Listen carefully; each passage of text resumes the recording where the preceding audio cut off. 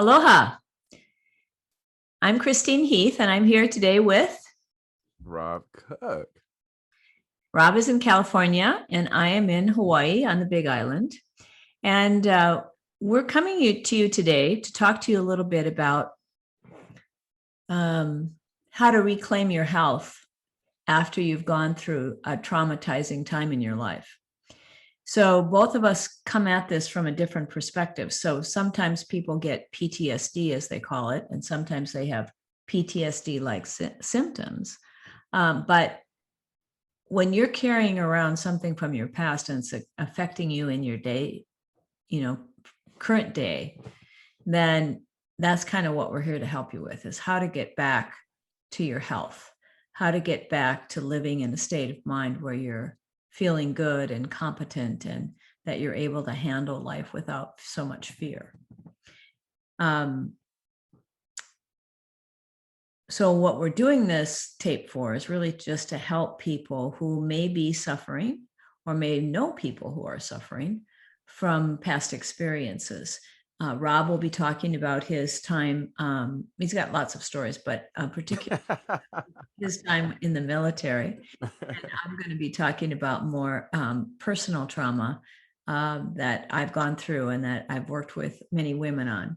So whatever your issue is, just listen to what we're trying to point to in you, not the stories, and try to have the same story so you can relate to us. But what you want to do is relate to what we're pointing to in you, the ability that you have to be resilient and to come back to your own health. So if that sounds good, we're going to take it from here. And we'll start off by talking about what we're talking about here is your mental health. So mental health is really the state of mind you were born into. It's kind of the state of mind that exists before you start thinking about your life. And how do you know that you're in a state of mental well-being? Well, you feel calm, you feel secure, you feel happy, you feel loving, you feel kind. In Hawaii, we call it living in aloha, because the Hawaiians actually were the first people that I know of to really document what mental well-being was in people. And mental well-being is what they would call aloha. So aloha is a beautiful feeling that lives within everyone, no matter of their ha. Their ha is your spiritual genealogy, if you will, your attachment to your ancestors. And so no matter where you come from, where you are in the world, what kind of person you are all connected to that spiritual energy. And that is what's inside of all of us, that's what we are. And then as we start to do life and our brain starts to work and we're starting to learn how to process things and think about things and go through life, we kind of get out of that natural state a lot of times.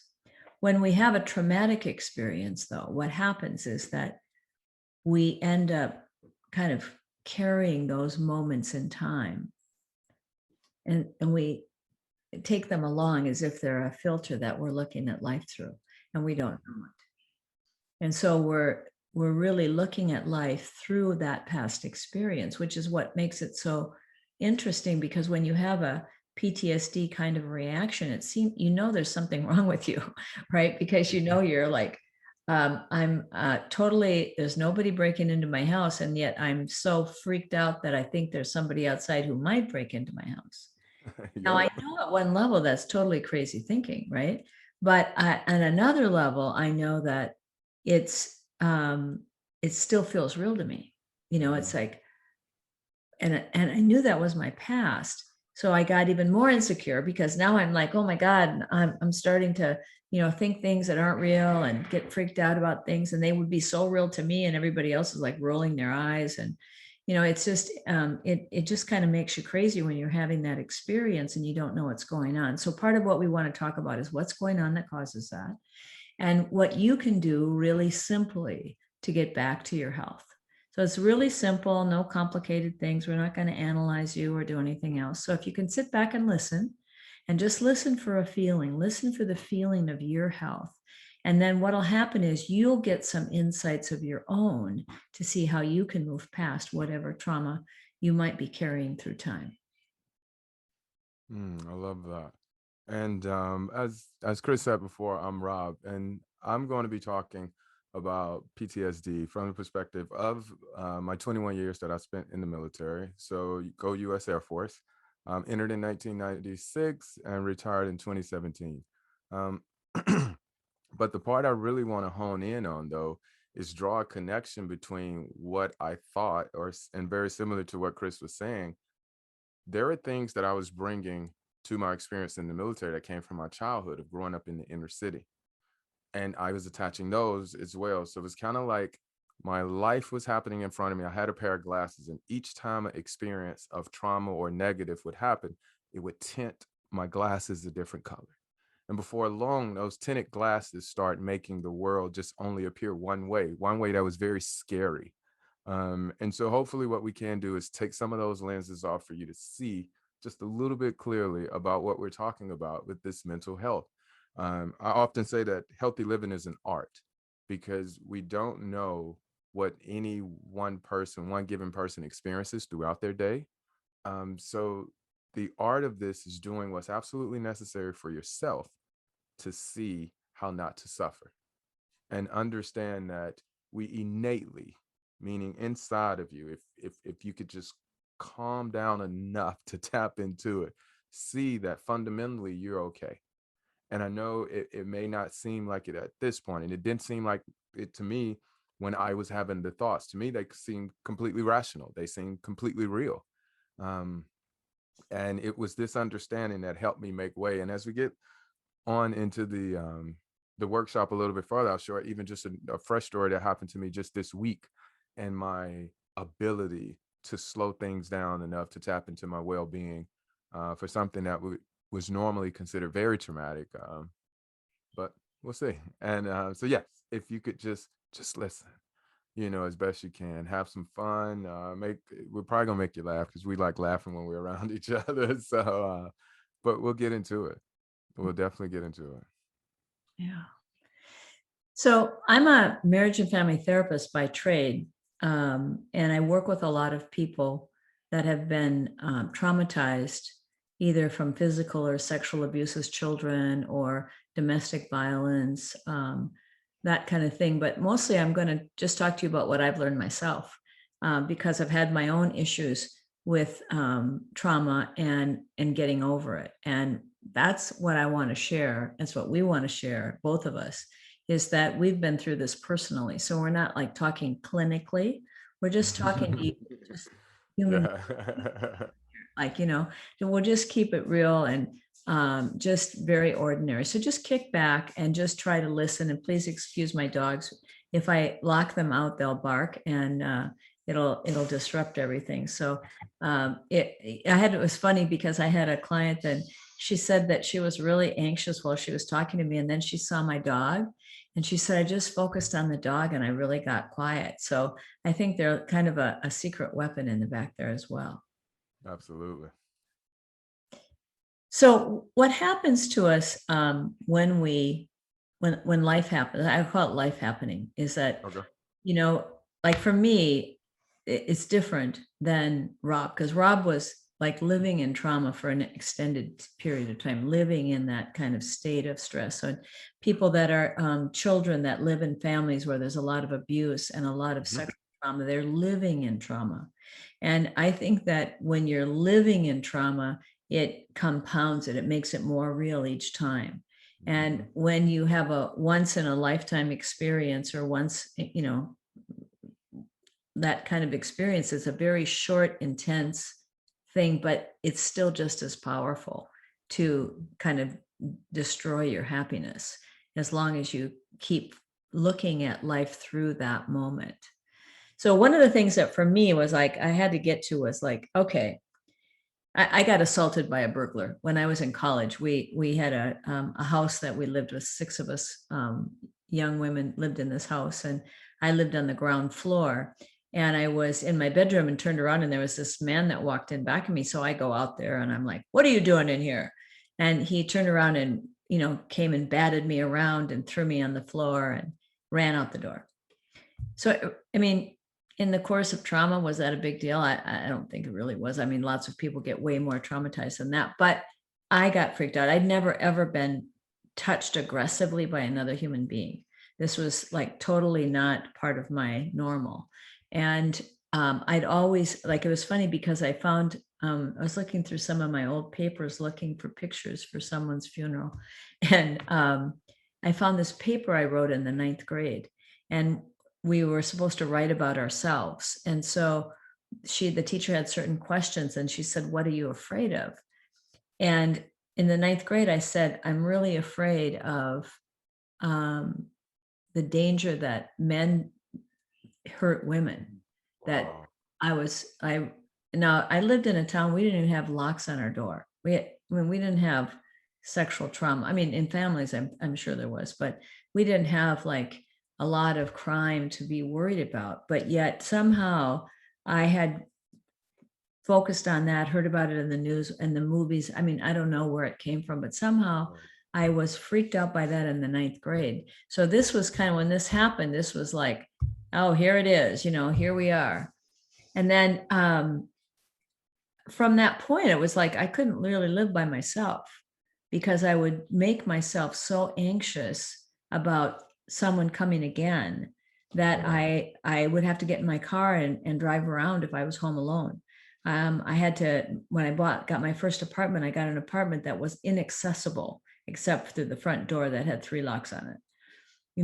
It was like I was so afraid in my life that I was going to be hurt again, even though I lived through it just fine. This is what's funny to me because, it was like it was maybe a minute, if that, a minute of my life.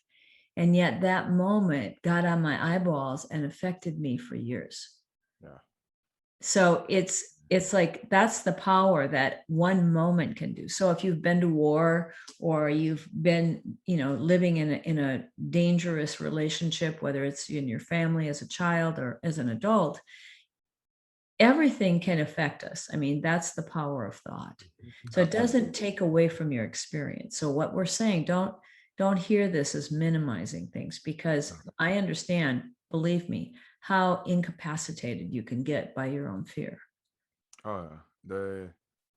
That was a very good way to phrase that, Chris, because that when I used to get scared of things, I could feel them. They would make my heart race and they would do all of these different type. They would come out in all different ways. But what was funny, well, not even funny, but what now I see is that I was physically fine. So the physical danger, and again, we're doing this, or we're all living, and we want to stay alive. So the burglar, for instance, Chris, the only danger he really posed was a physical danger to stop your life, in a sense. But he had such a mental effect, which you control, like that. The physical was gone. Now it's just hung up with the mental. It's kind of like when we would have on deployments or things, or have some soldier, sailor, marine, or airman get hurt, how everybody would physically be safe and run back to the rendezvous point or whatever case may be. And once we all got safe, then everybody would deal with their feelings. And it was kind of felt like backwards, because once we were safe, it was no longer danger. Mhm. It was no longer danger. And it was learning how to separate that, learning how to separate that and realize. I know when people hear the term, "Oh, you're telling me my thoughts aren't real," or "My thoughts aren't real," that can come off, and sometimes when someone is suffering, sound condescending.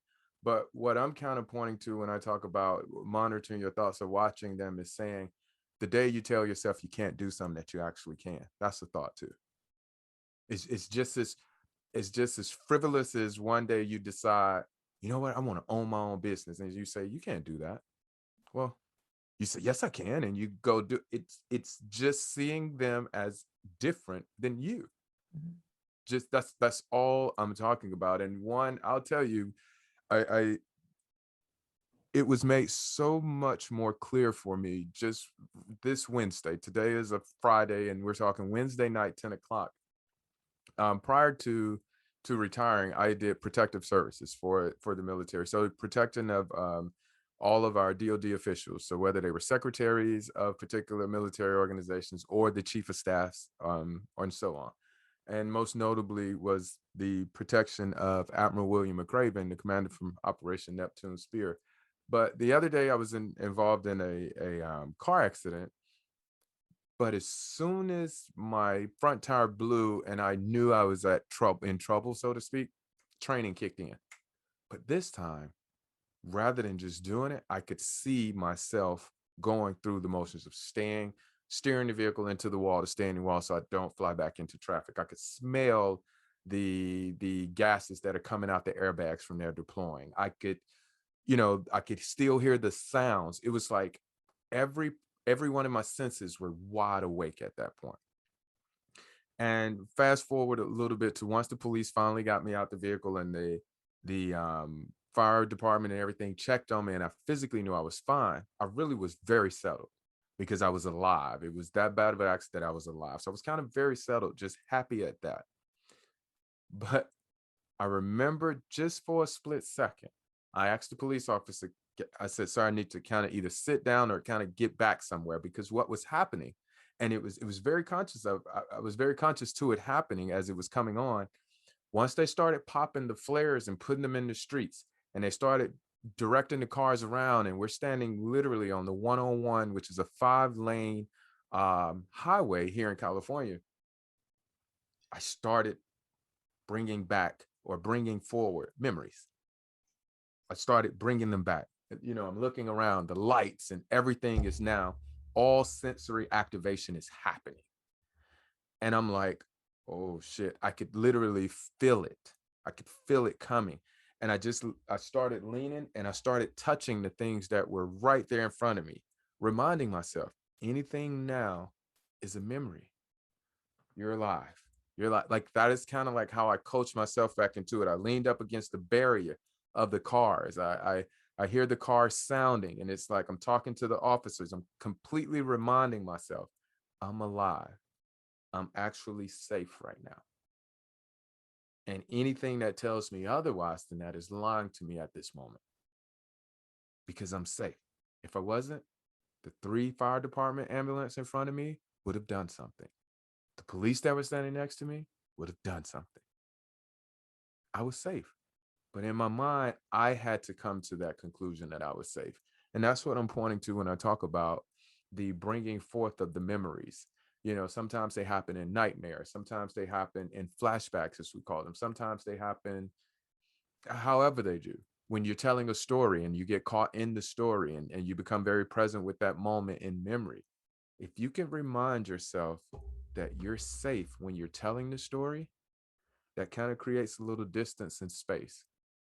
It's a protective measure, I believe. I honestly believe that, Chris. I think the we may not even have the right term for it by saying disorder, but I think it's meant to protect. I Mhm. honestly think the not having a full understanding physiologically of how the body works.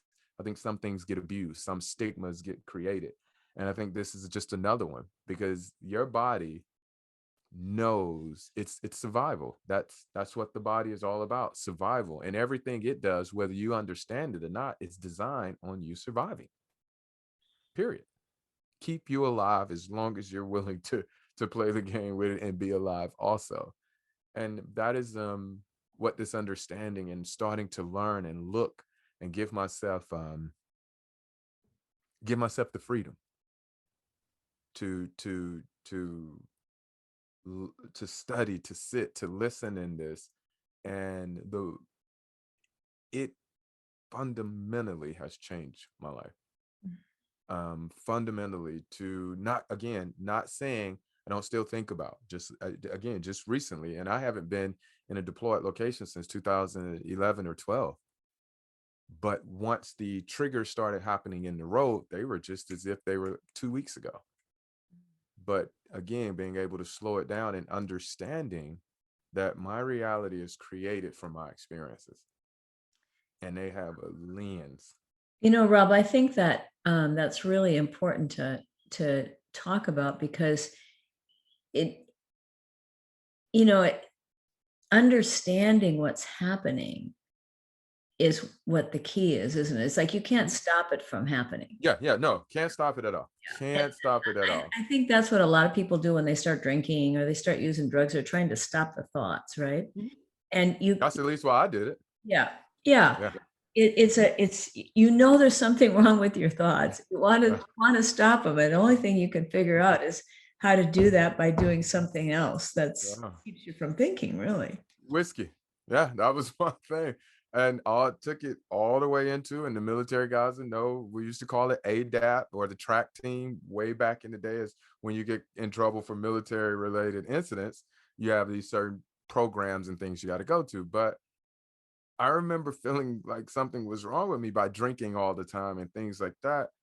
And then when I finally got the divorce, because in my divorce, it was, I mean, the money, the kids, it was just a lot of bad thinking I had around it, or sad thinking, so to speak.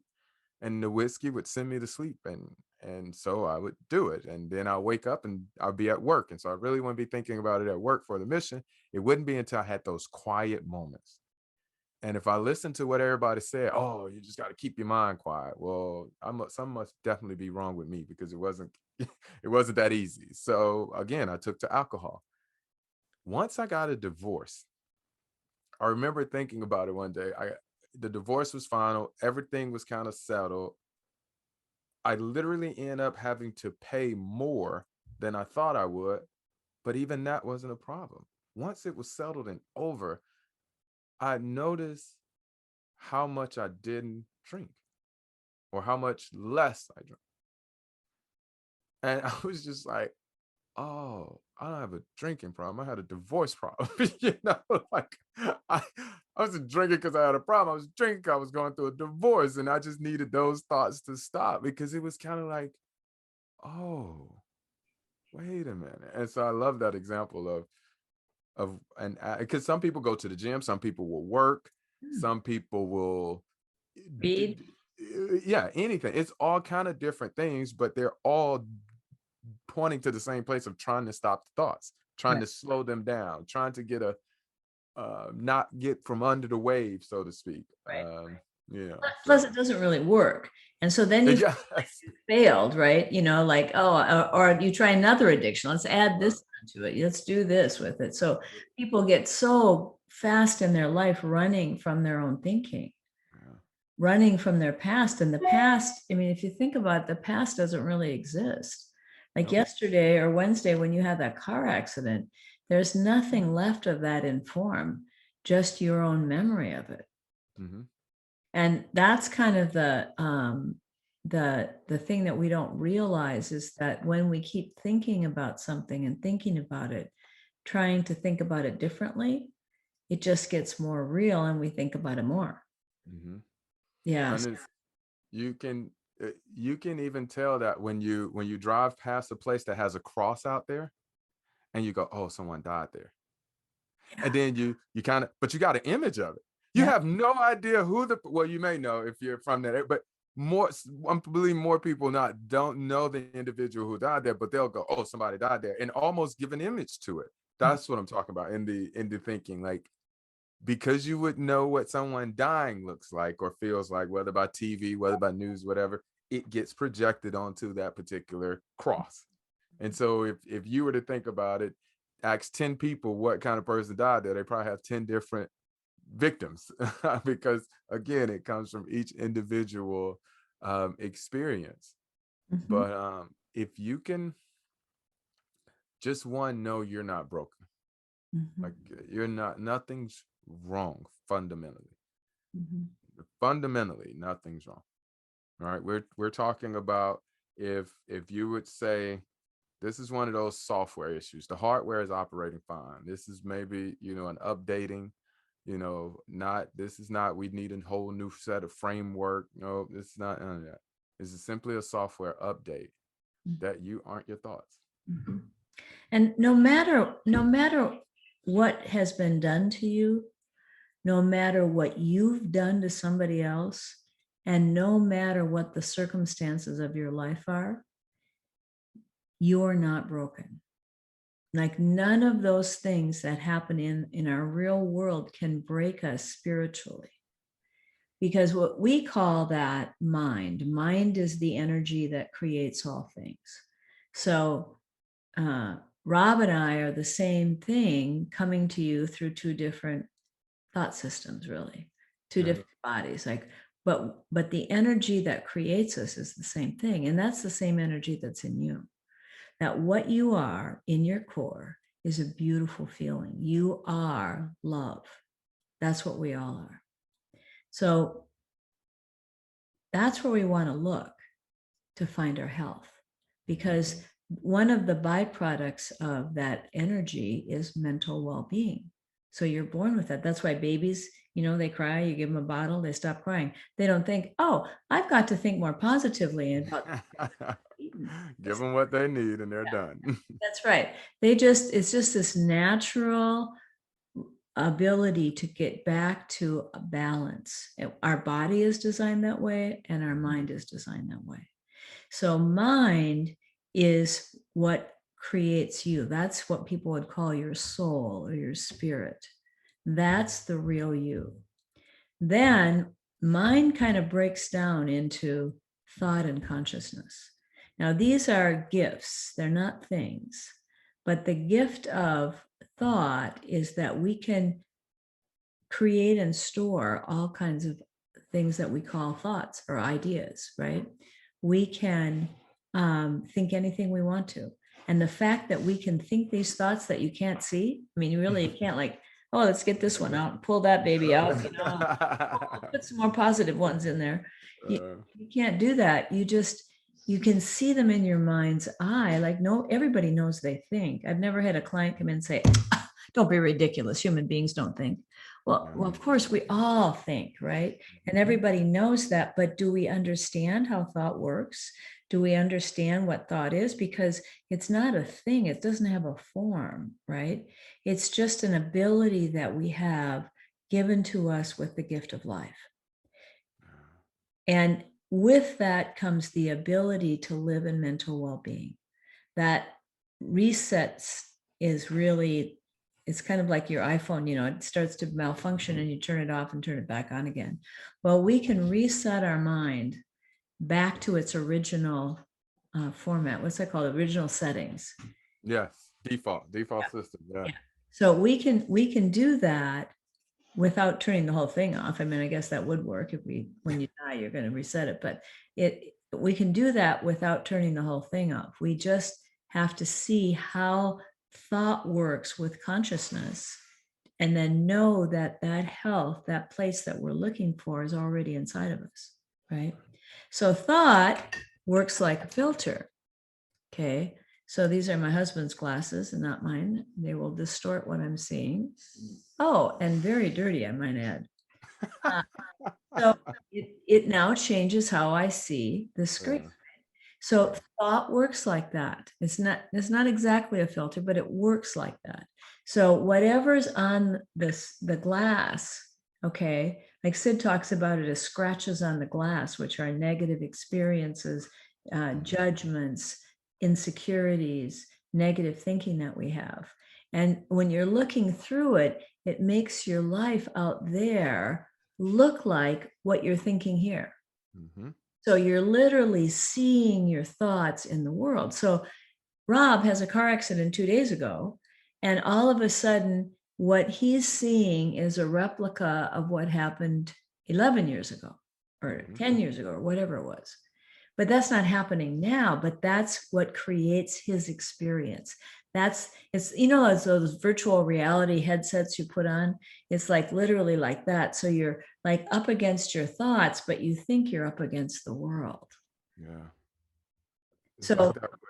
I'm sorry, go ahead, Chris. I was just going to say, so that's why I'm talking about, these are what we call the three principles. So when Rob talked about this understanding, that's what we're going to be talking about today, is trying to help you to see how that works to create your experience and how to change it. Absolutely. I just wanted to say the piece where you said like the virtual reality, it's almost like, again, I'm gonna come drive and pick you up. we're going to the movie theater. We're going to buy some popcorn. We're going to buy our tickets, and we're going to sit down and watch what we know is a bunch of actors making a movie. There's somebody say cut. There's somebody that says go. We know there are no ghosts. We know there is no Freddy Krueger or killer or Jason or whatever scary. But when it comes on that screen and everything is dark and all the other senses are dull too, I start thinking it's real. And next thing you know, popcorn's everywhere. I jump in the movie theater, but we knew that wasn't real, and it still scared us. We knew it. That's the understanding in a practical term. So if you think of everything, that's what I love about mind, is everything. The same thing that makes the trees grow and drop their leaves and then relieve, that's mine. The animals that we see, even the bugs we swat, everything that is living, that is alive, that grows, is this universal life form. That's why you'll hear a lot of 3P practitioners bring you back to saying we're all the same. Not saying all of our experiences are identical. No, it's just at a deeper level to say that we're the same in the fact that you need food, I need food, you need water, I need water, you think, I think, that experience is the same. So we went and just into a level that has tried to make us have an ability to connect so we can assist or be assisted in the suffering, because nobody wants to be suffer. Nobody wants to suffer. The thought and the consciousness is where I love to play, because what I love about thought is if you look around your area where you're at, you could see some things that everything that you see around you was created by a thought. So what I love about when we talk about thinking is I want to differentiate thought, the gift, like the ability to take something from formless and make it form. Even those glasses Chris picked up, somebody had the idea, formless, we couldn't see it, and manifested it, made it form, figured out that, and their consciousness was their ability to see the difference in the two when they just had it here and when it was actually out in the world. And consciousness is that I use consciousness as my guide of teaching me when my thoughts have me closer to my more default type way. So if I'm angry, that's not my default. My consciousness says something, gives me a feeling about that. If I'm happy, that's my default. My consciousness gives me a feeling in which I at then point start making considerably characteristics about myself of the things I enjoy, but again, those are based off my experiences as well. So thinking versus thought, like again, when we're saying you're the same, you're in your fundamental well-being, meaning if you are having thoughts, even though they're playing you back into the past, that means you're still tapped into the system that gives you the freshness that we're talking about. You're tapped into the system by mere fact that you can think negative thoughts. Means you're still tapped into the system, right? They're just negative thoughts right now. But the thinking piece is when we take that real and we believe that's our reality, and that doesn't have the consciousness attached to it. So it's just beginning to slow things down enough to believe, and it has to be a belief there, I believe, well, a strong thought there, or understanding, I don't know the term, grounding or whatever, that just lets you know this is it. This is it. Well, the other thing, though, that consciousness does, Rob, it makes those thoughts seem real. Yeah. That's what it does. It kind of, it's like, to me, like George Pransky always said, he said that consciousness works like the special effects guys in the movie. Yeah. I like that. So like when you were having those memories come up, consciousness breathed life into it, and it created that reality for you. But because you're not your thoughts, right? You could see that and say, yes. Oh, okay, I got triggered here, man. Yeah. This. And it's kind of interesting, isn't it? It's like when you see it, instead of being freaked out by it. But the freak out is also coming from your thinking and how consciousness makes that real. So when you've got when you have a trauma response, it's like those thoughts come creeping, and they're kind of like they kind of sneak like Is that how they sound, Chris? I didn't know that's how they sound. kind of sneak in, and then consciousness goes, oh, dangerous thoughts, boom, make that real, because something could be going on here. Mhm. And you get gripped by it. It's like your throat gets tight or your stomach gets tight, and all of a sudden you hear things, you see things. Like I remember when I was a little girl, and I was so actually this happened before this time. I was babysitting. I must have been 6th grade, 7th grade, and for my niece, and they had an upstairs, and there was a door that went in. I was in the living room, and now no TV at that time of night. There was nothing happening. It was just me sitting in the room. No Interesting. YouTube surfing, no social media, No, none of that. TV shut off at 11 o'clock. You weren't home by 11. No TV. And what would happen is the furnace would go on, and when the furnace would go on, the airflow would change, and the door would open. And then the furnace would go off and the door would shut. That's And scary. in my mind, I'm like, and I could not move from that sofa. I'm like, oh my God. And then I felt really bad because in my mind I said, I should be checking on that baby. I can't move though. I can't move. And thank God my aunt came home, because I was like, oh, whew, let's get out of here. But That is such a cool story. it's hilarious, but what we do when you think about it, but when you're in the middle of it, man, is not hilarious. It's not, no. Gripping. It's gripping. And Yeah. but that's, once you see that's all brought to you by thought and consciousness in the moment, and what you are is not that. That's just experience. It's letting you know, like Rob said, it's letting you know about the quality of your thinking. Yeah. Like, danger, danger, danger. You have now gone into the past. Your thoughts will be tricking you. Be careful. Focus back in the moment and do not feed it. Oh, I love that, because that warning makes me okay. Most of our guys would understand this: military, air base defense. So in air base defense, Chris, when nighttime operations, obviously you got night vision goggles and things like that. But if there is some type of threat in which you feel like everybody needs to be aware of, there's a code word, and boom, you pop a flare. Mhm. But everybody on this side knows not to look up at the flare. They know that once the flare hits the sky, it's going to illuminate the area. And what we do is we look for the enemy in the lit area. Mm. So if the enemy is in the lit area, we respond. But if they're not, you at least looked at it and you go back to your posture and it's good. It's like that. The thought is the trigger. The negative thought, or whatever the thought, there's the flare. It goes up. And here's what we do. Oh, blinded by the light, and you That's right. never got a chance to look and see, was there danger that you needed to be responding to. Mhm. Sometimes it may be, and sometimes it's not. Just like a fire alarm, change the batteries if it's not. Cool. Mhm. Let alone the reverse, though, of not knowing that you're in danger. Like, that's the worst. Not knowing. So that feeling, that thought that comes up, it's that trigger, that flare. Something around us makes me feel we're in danger, because last time we was in danger was this thought, and that flare goes up. If you look left, you look right, take a few deep breaths and look at your immediate surroundings, you'll realize, oh, I'm safe. Okay. It fizzles out. Or you see something that you need to address. Yeah, that was really the thing that helped me more than anything, is that I realized that my thoughts were tricking me.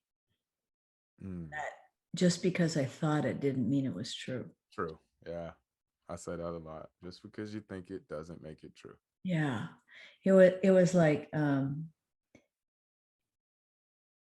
I would get so caught up, it would seem so real. Like, there was a time when after I learned the principles, you right, and we would still, every time we moved to a new house, I would revisit. I call it a visitation. Like, Mm, I'd get this memory from the past when my husband was gone, the first time he'd be gone, and I'd be home alone.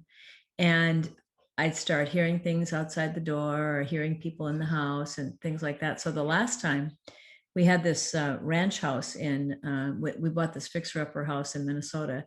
And the first weekend we moved in, he had to go to San Diego for a business meeting. And I was left home alone, and I had two Pomeranians, and the little yippy dogs. And we went to bed, we laid down in bed there at the foot of my bed, and I'm just like going off to sleep. And all of a sudden, I hear somebody walking over my head. And my heart is pounding out of my chest. And the tightness in my chest and my throat are like, and I'm frozen. I'm frozen. And I look down at my dogs, and they're like laying on their back, totally out, right? And it's like, and They then, missed it. right. And then my wisdom, and this is the important thing that we all have, is my wisdom, this intelligence that we're connected to, came through and literally said to me, Chris, there's no second floor in this house. Nobody can be walking over your head. And it was just like somebody put a pin in a balloon. It's like all of that. Oh, just like that. Like Oh, just it just goes away. I mean, yeah, immediately has to right. just So dissipate. then I was curious. I was like, what the heck did I hear Mhm. then? And so I got still, and I realized that the pulse in my ear, my brain just took it and projected it out and made it seem like it was out there. It was just literally the pulse, but somehow I must have had a thought like, oh, you're home alone again. And boom, we went into action. It's just like, Yeah. yeah. So, it's just interesting, but knowing how thought works, knowing that you have innate health is what will help you to come out of that for yourselves. Like you still might get affected by it, but you won't, it'll be interesting, or it'll be something that that you can get yourself through rather than something you got to get away from. Yeah, absolutely. My youngest stepson took me out. We went out to the water. I'm not much of a water person, Mm. but we go out and we were trying to get out with these little boogie boards.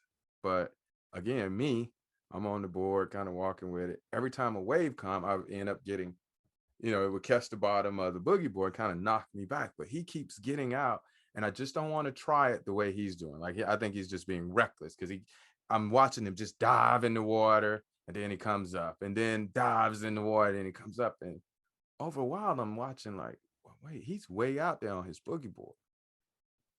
We come back to shore. He basically explains to me the only way through the wave is to dive under it. And so I was like, oh, my thoughts, or let's just say, use that analogy, thoughts coming ashore, my boogie board this way, because I don't understand. I can't have this thought in this. I'm caught in it. Or even if you try to run with the waves, they just hit you. But when you literally dive underneath the wave, you see it coming, you dive underneath, it blows over, you stand back up with the clearest and most settled water there is. It's a great story. And it's just like, oh. And then you watch surfers. They do the same thing. Pedal out, got to dive up underneath. And then they get to ride the water. Mm-hmm. They get to ride it. But the thinking is kind of like the waves. But then if you settle down, it's all of the current underneath that moves all of us. And that's the space you're trying to get to. Yeah. That That's space frees you. that's that innate health, isn't it? Yeah. Like looking inside of ourselves Mhm. for our security rather than trying to make the outside world secure. Yeah. Because just everything you've ever responded to, um, you just did your training for, and you were ready for whatever. You Mm-hmm. didn't know if it would be 10 men, 12 men. You didn't know what the fight was going to be. You just control your controllables, your team dynamics. You know, that's what you control. And that gave you a confidence. It gave you a good feeling that you responded very well if necessary or needed to be. Same thing in life, we're saying. Like it's the same thing. If you know that you're okay, right, and you can dive underneath and settle down enough and let it pass, and it may be something that needs a decision to be made. I totally understand that part, but I promise you, I don't know you, but I promise you, you're probably 10 times out of 10 times better at making a decision from a calm place than one where you're stressed, anxious, feel, or angry. I'm gonna go out on a limb. I'm willing to gamble a little if you want to, and bet you $100 that you make much better decisions when you feel safe, when you feel comforted, or when you're a little quieter than you do angry, irate, irrational, or in full charge mode. Mhm. Um, and then make a decision from that space. And that'll be perfectly fine because life is going to happen. There are going to be things that still happen. Again, that may trigger. But again, when that trigger goes off, it's not look up anymore. It's pay attention to my surroundings. Let me see. Because you're well equipped. You're very, very trained. More so than the majority of the world in a sense, because of the small amount of people who do come through the military. So we know not making ourselves easy targets, you have at least an understanding of how to protect yourself, how to move crowds. So if something were to happen, you're just going to respond. You're just going to respond. And so you could trust that. You really can trust that you've done your experiences is giving you that and that wisdom to respond appropriately when you have to. And you don't have to get scared of the in between. Mhm. That's where we get that's the scary part, the in between. That's I used to get nervous when I gave not nervous, but I used to have a little twist in my stomach whenever I would do public speaking. And this one time after I'd retired, this was the largest um, company I had ever spoke for and the highest paid gig that I've ever received. And but when I showed up to do the presentation, something was wrong with the technology. And so about 30 minutes before I'm able to go on, they can't get my presentation up. And so here I go. I asked the IT team, let me try. I don't know anything about IT, but that's what came to me to think to do. And I'm trying to figure it out with the IT team, and we can't figure it out until about 1 minute before it's time for me to go on. They come back, they do ding, ding, ding. You know, we have a health coach with us. He's going to talk. And by then, I'm on the stage. I do my talk, get through my talk just fine. They actually loved it. They give me the package, my check, and some other things, and wanted to book me again. Me and my wife are on the way home, and on the way home, I'm starting to sweat underneath my arms. I'm kind of in a mode, and my wife asked me, "Was I okay?" And I was like, "Yeah, baby. I'm just, you know how I do. I'm just cycling through, before the speech." And she goes, "Pull over, like pull over." And I was like, "Babe, like I'm okay. I promise you. Just you know how I get. Just gonna cycle through it, and then I'll be fine." And she literally like almost screams like, "But it's over. I had already done the speech." Wait, what? I had gotten so used to having those thoughts prior to a speech that I didn't get the chance because I was too busy trying to get the deck up, the slide deck up for the presentation, that they just came after the fact. Like, how unreal is that? Like, how am I supposed to be scared of a speech that I've already been paid for and done? Yeah. That was my aha moment of, oh, I definitely can't trust this. I was driving home. It was over, but I was as nervous, almost in a sense, a little bit more nervous because I had enough time and peace to flow with it. Mhm. But that was my, oh, wait, this can't be right. This can't be true. And I didn't have an understanding. And of course, I call some people very close to me, one being my mentor now, and he was able to help me. And so hopefully, and he didn't tell me what it was or he didn't tell me what to do. He simply just sat with me and continued talking about it and reassuring me that response was probably just like everybody else's response in a sense, a human response. But he taught me, I'm not gonna say taught me, when he pointed to it, I finally saw it and I saw it for myself. And it really just changed everything. Mhm. I didn't have to take things seriously. I could slow things down to understand what was the past and what was actually presently happening. I stopped projecting as much into the future, adding those pressures that weren't there. and then that started altering the relationships when I wasn't as tense and wound up. The so-called lack of communication and lack of connectivity, which my PTSD file said, it started happening again. My disorientation or emotional disconnecting, it started reconnecting. Friendships started becoming easier. Everything about it changed once I got a chance to do some rearranging of my lenses, or either just take the glasses off altogether to see clearly.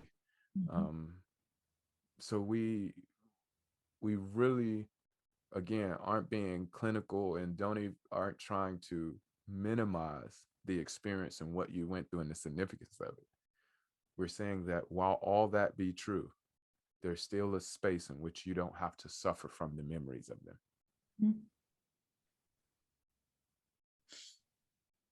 I think that's a good place to stop for this one. I think we'll probably have a part 2 coming. So thank you for listening, and we look forward to seeing you again. Take care.